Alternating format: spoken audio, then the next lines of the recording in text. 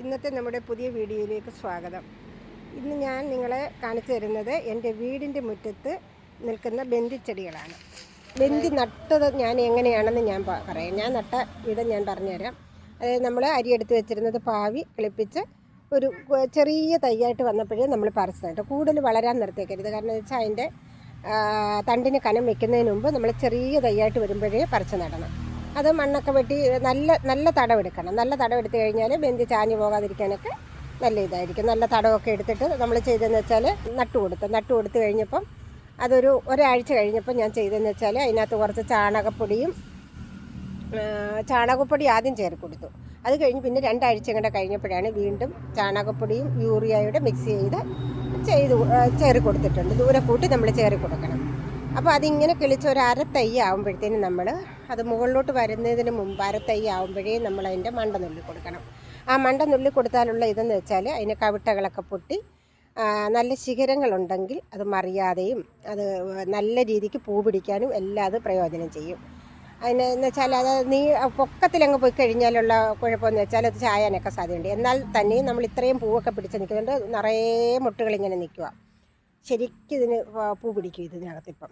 അപ്പോൾ നമ്മൾ ചെയ്യേണ്ട ഒരു കാര്യം എന്ന് വെച്ചാൽ ഞാൻ അതിന് വേണ്ടിയിട്ട് ചെയ്ത് കൊടുത്തേക്കുന്നത് വെച്ചാൽ ഒരു എന്ത് കമ്പായാലും മതി. അതിന് നമുക്കൊരു കമ്പൊക്കെ കുഴിച്ചിട്ട് നല്ല ബലമുള്ള എന്തെങ്കിലും ഒരു കമ്പ് കുഴിച്ചിടണം. കമ്പൊക്കെ കുഴിച്ചിട്ടിട്ട് നമ്മളതിനൊരു താങ്ങ് കൊടുക്കണം. താങ്ങ് കൊടുത്താൽ ഒട്ടും അത് മറിയാതെയും ഒക്കെ നിൽക്കും. പൂ ഇങ്ങനെ നിറഞ്ഞ് നിൽക്കുന്നത് കാണാനും നമുക്ക് ചാഞ്ഞ് കഴിഞ്ഞാൽ ആ ഭംഗി നമുക്ക് കിട്ടത്തില്ല. അങ്ങനെ നട്ട് അതൊരു 3 സൈസ് ബന്ധി ഞാൻ നട്ടിട്ടുണ്ട്. അതായത് ഓറഞ്ച് കളറുണ്ട്, പിന്നെ വെള്ള കളറും ഈ മഞ്ഞ് എല്ലാം ഉണ്ട്. അപ്പോൾ എന്ന് വെച്ചാൽ അത് നമ്മൾ പ്രധാനമായിട്ട് ഞാൻ ഈ ബന്ധി നട്ടത് ഓണമൊക്കെ അല്ലേ വരുന്നത്. അപ്പം നമുക്ക് അത്തപ്പൂക്കളം ഇടാൻ വേണ്ടിയിട്ടാണ് ഞാനത് പ്രധാനമായിട്ട് നട്ടിരിക്കുന്നത്. അതിൻ്റെ നമുക്ക് ഈ പൂക്കളെന്ന് വെച്ചാൽ നമുക്ക് പുറത്തുനിന്നൊന്നും വാങ്ങിക്കാതെ നമ്മുടെ ആവശ്യങ്ങൾക്കൊക്കെ നമ്മുടെ വീട്ടിൽ നിന്ന് തന്നെ എടുക്കാനും നമുക്കിത് കണ്ടാൽ തന്നെ ഒരു പോസിറ്റീവ് എനർജി കിട്ടുന്ന പൂക്കളാണ്. അത്രയ്ക്കും നല്ല ഭംഗിയാണ് നിൽക്കുന്ന കാണാൻ. പിന്നെന്ന് വെച്ചാൽ നമ്മൾ അതിങ്ങനെ അതിൻ്റെ ഇതെന്ന് വെച്ചാൽ വേറെയും പ്രത്യേകതകളുണ്ട്. ഞാനിത് ഒരുമിച്ചല്ല നട്ടിരിക്കുന്നത്, ഒരിടത്ത് നട്ടേക്കുമല്ല. ഒരു 10-30 മൂട് ബന്ധി തൈയുണ്ട്. ഞാനത് അങ്ങനെ ഒരുമിച്ചല്ല നട്ടിരിക്കുന്നത്. ഒരു 5-6 ഇടത്തായിട്ടാണ് നമ്മൾ നട്ടിരിക്കുന്നത്. അതിനും കൊണ്ടൊരു ഇത് അതെന്ന് വെച്ചാൽ നമ്മൾ പച്ചക്കറികളെല്ലാം അവിടെ ഇവിടെയൊക്കെ നട്ടിട്ടുണ്ടല്ലോ. അത് വഴുതനമൊക്കെ നട്ടിട്ടുണ്ട്. വഴുതനം പിന്നെ അതായത് പയറ്, പാവൽ, ഇതിനെല്ലാം നമുക്ക് ഒരു ഗുണം ചെയ്യുന്നതെന്ന് വെച്ചാൽ പ്രാണികളുടെ ശല്യം ഒരുപാട് നമുക്ക് കുറഞ്ഞു കിട്ടും.